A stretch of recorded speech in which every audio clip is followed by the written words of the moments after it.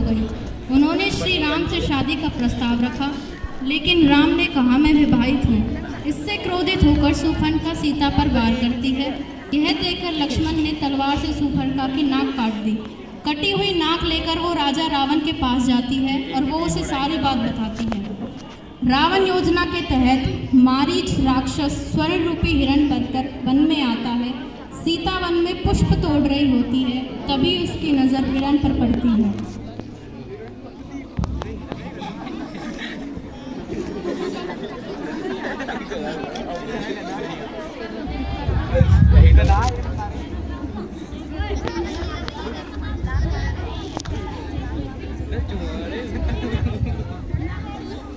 आर्यपुत्र, आर्यपुत्र, लक्ष्मण भैया, लक्ष्मण भैया।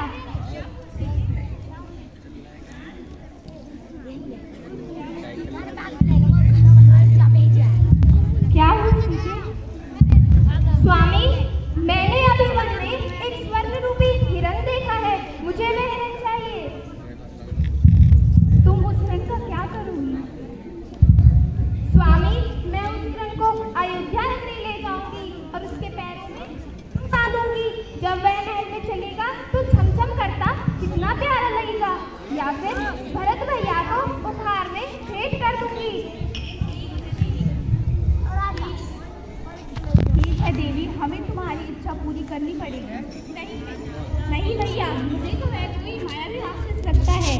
क्या स्वर्ण की हिरण भी होते हैं क्या?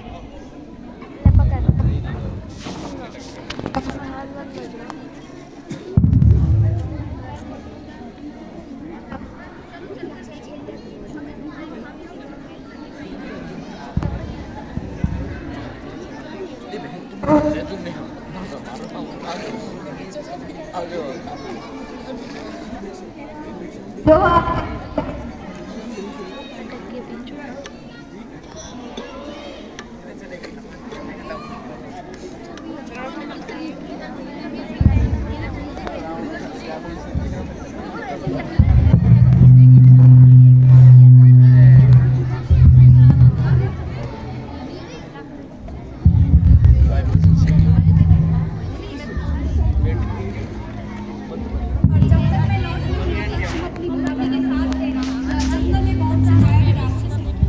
जो आज्ञा भैया।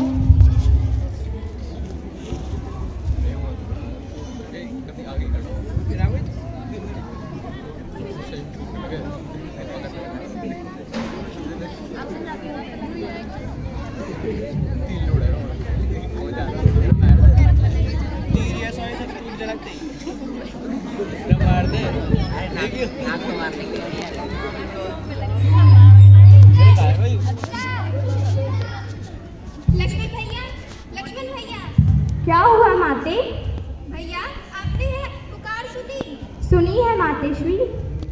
तो जाओ, अपने भाई को बचाओ। क्या हुआ लक्ष्मण, तुम जाते क्यों नहीं? क्योंकि मैं जानता हूँ भैया पे कोई आँच आ ही नहीं सकती। आपके तीनों लोगों में कोई ऐसा वीर नहीं जो भैया को परास्त कर सके। ये कदाचित भैया की आवाज़ नहीं हो सकती। आपको कोई धोखा हुआ है भाभीश्री। इतनी अधीर ना हो, धीरज रखिए।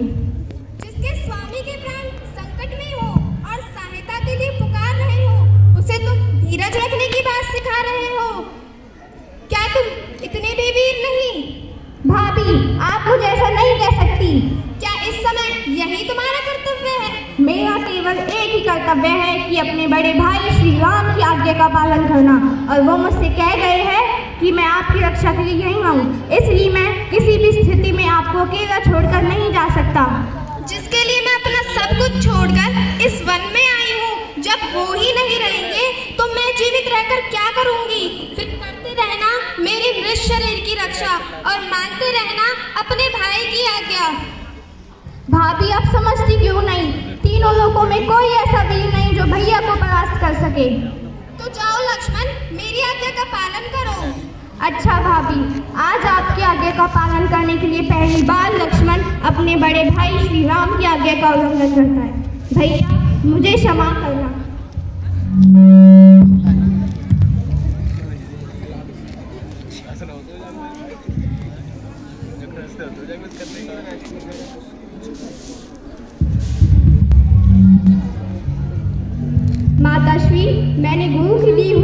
शक्ति से यहाँ एक लक्ष्मण रेखा खींचती है। अगर कोई भी इसे पार करने का प्रयास करेगा तो वह जलकर भस्म हो जाएगा। और मेरी आपसे विनती है कि जब तक भैया श्री राम ना आ जाते तब तक आप अपने चरण से बाहर ना रखें। माता, मुझे आज्ञा दीजिए।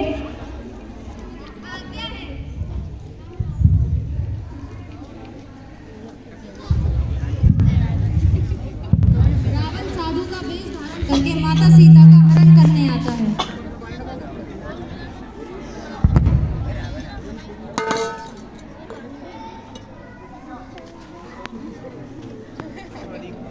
हेलो। भिक्षाम देहि, भिक्षाम देहि, भिक्षाम देहि। प्रणाम मुनिवर, कहिए मैं आपकी क्या सेवा कर सकती हूँ? देवी, हम बहुत दूर से आए हैं और बहुत भूखे भी हैं। रुकिए मुनिवर, मैं आपके लिए भोजन लेकर आती हूँ।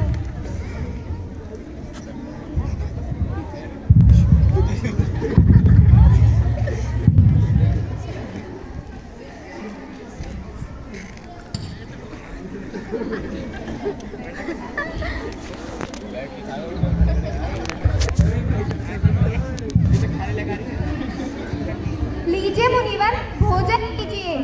ले आओ देवी, हमसे बार बार उठा नहीं जाता, बाहर ही ले आओ। नहीं नहीं मुनिवर, मैं वहाँ नहीं आ सकती। तुम एक मुनि का निरादर कर रही हो। नहीं मुनिवर, मेरे देवर मेरी रक्षा के लिए एक रेखा खींच गए हैं और कह गए हैं कि किसी भी परिस्थिति में मैं इस रेखा से बाहर न जाऊं। तुम मेरा अपमान कर रही हो। मैं तुम्हें श्राप देता हूँ कि तुम्हारा पति। नहीं नहीं मुनिवर, मुझे माफ कर दे, मुझसे भूल